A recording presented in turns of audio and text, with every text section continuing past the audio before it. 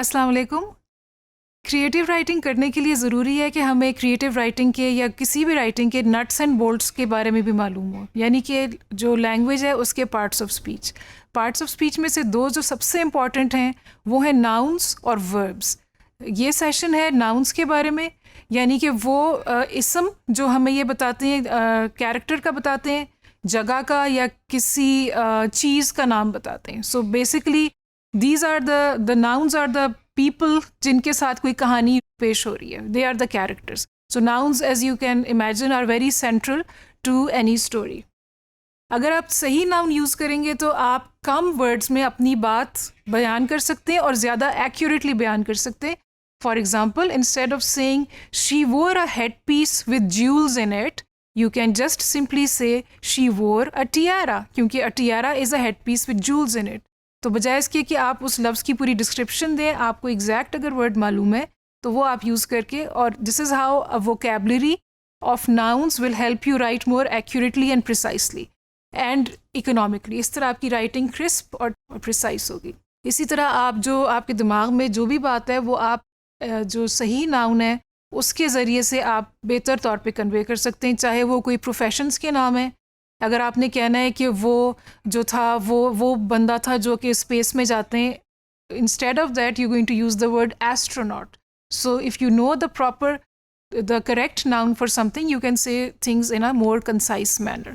So it's important to know nouns, it's important to read so that you know nouns and choose the right one, and then check and do a research if you're using one that you don't know from before. उसको ज़रा एक दफ़ा check कर लें कि आप जिस sense में यूज़ करने जा रहे हैं वो दुरुस्त है कि नहीं। तो ये एक जैसे एक एग्जांपल है आपके लिए। Sunita reached her house just in time. इसमें हर हाउस हमने यहाँ पे वर्ड यूज़ किया हुआ है। अब अगर आपको घरों की जो अक़साम है बहुत सारी, या रेजिडेंसेस की अक़साम है, उनके लिए नाउन्स आते हैं। So you can select the exact one that you mean for Sunita to be living in. आपकी कैरेक्टर है सुनीता, आपको पता होना चाहिए कि वो क्या हट में रहती है या किसी अपार्टमेंट में या विला में, और is it a palace that she is living in, और अ फार्म हाउस, और अ मेंशन, और a haveli, and we don't know, maybe Sunita is the name of a cat and the cat lives in a under a tree somewhere. तो ये आपने बात बतानी है with the use of accurate nouns. ये आपको ख़ुद भी करने का मज़ा आएगा once you start to get it right, और आपके रीडर्स को भी लुत्फ़ आएगा आपके लिखे को पढ़ने का। एक आपकी इंटरेस्ट और दिलचस्पी के लिए एक सेंटेंस है, I am going to read this to you. There are darknesses in life and there are lights, and you are one of the lights, the light of all lights. Please notice उन्होंने कोई सिर्फ nouns use किए हैं। Light और darkness are two nouns that the writer has used. ये Dracula की जो किताब है उसमें से लिया गया accept. He has used the nouns in a repeated way to emphasize the fact that that person is very important to the speaker. उसमें उन्होंने ये नहीं कहा कि you are the best light, you are the brightest light. उनको ये कहने की ज़रूरत नहीं पड़ी, because he is just use the nouns again and again in such a way the light of all lights conveys that. इसके बाद कोई और डिस्क्रिप्शन की ज़रूरत नहीं है कि ब्राइटेस्ट लाइट है या मोस्ट रेडियंट है या कुछ और है। So that's a very smart and dramatic way of saying something, of expressing whatever emotion of love and affection that is being expressed in this. तो जब आप भी पढ़ें तो इन्जॉय करें ऐसी चीज़ों को जो राइटर्स यूज़ करते हैं, ऐसी डिवाइसेस, और नोट करें and see how you can also incorporate similar things, not to copy them but just to see how these words can be used in the best possible way. Learn from the masters. ये एक और ऐसे ही हमने एक जुमला तैयार किया आपकी दिलचस्पी के लिए। Bert grabbed the torch and listened at the window. He heard the sound on the porch, a dull thud moving towards the front door. His pulse drummed hard under his sweaty skin. But despite the fear, he had to investigate.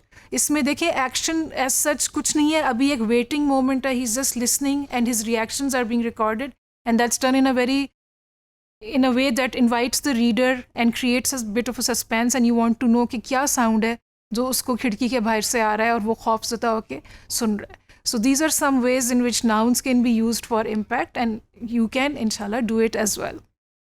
कुछ nouns एक जैसे आप किसी मौजू के ऊपर आप अगर कुछ लिखेंगे तो कुछ हो सकता है कि आपको चाहिए हो आर्किटेक्चर के बारे में या ज्योग्राफिकल टर्म्स चाहिए हो, बजाय आप कहें कि वो एक इस तरह से एक ज़मीन का टुकड़ा था, उसके इर्द गिर्द पानी था, देन यू गोइंग टू से आइलैंड, या कोई और स्ट्रेट्स की आपने बात करनी है या किसी और ज्योग्राफिकल फॉर्म की बात करनी है, then it's helpful if you know the exact term.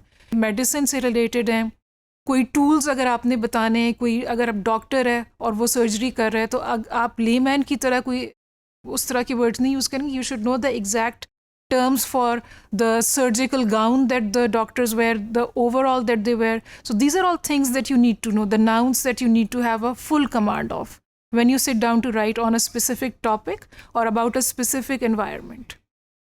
अच्छा, एक इंटरेस्टिंग बड़ी बात है कैरेक्टर्स के नाम. अब कैरेक्टर्स के नाम एक तो ठीक है, आप रीजन के मुताबिक रखेंगे, उनकी उम्र के मुताबिक. अगर यंगर पर्सन है तो उनका नाम आप कोई ज़रा मॉडर्न नाम कोई आप चूज़ कर लेंगे एट्सेट्रा. उसमें कुछ इंटरेस्टिंग एग्जांपल्स हैं, जैसे कि गॉन विद द विंड है, मार्गरेट मिचेल की किताब, बहुत मशहूर. There is a movie made on it also, it's a classic. उसमें जो हीरोइन है उनका नाम उन्होंने स्कारलेट रखा है. Scarlett is also a colour, it's a bright red colour. और जो हीरोइन है उनका किरदार भी ऐसा है, she is very vibrant, she is very wilful, वो अपनी मर्जी करती हैं और बहुत शी इज़ ऑलमोस्ट वाइल्ड और बहुत स्पॉन्टेनियस और बेसाख्ता उनकी पर्सनैलिटी है.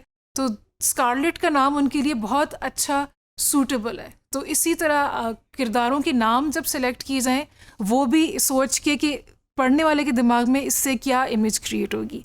जैसे अगर आप नाम रखें खैरुन्निसा एक कैरेक्टर का, उससे एक और इमेज क्रिएट होगी. अगर आप बबली रखें नाम, तो both are female names but they create completely different impressions in the readers mind and you need to be aware of those.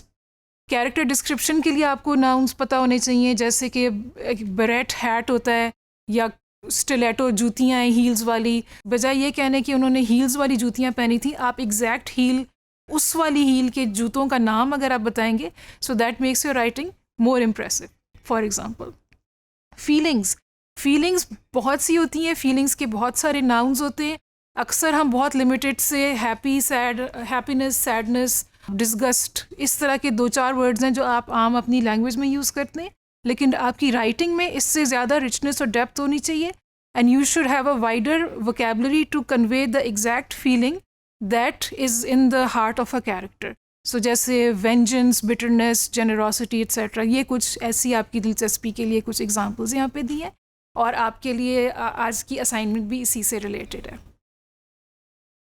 आपने you have to notice your own moods throughout one day, think about the reason for that mood and respond to these prompts. अपने आप को आपने observe करना है. You have to be in touch with yourself as a writer, so this is practice for that.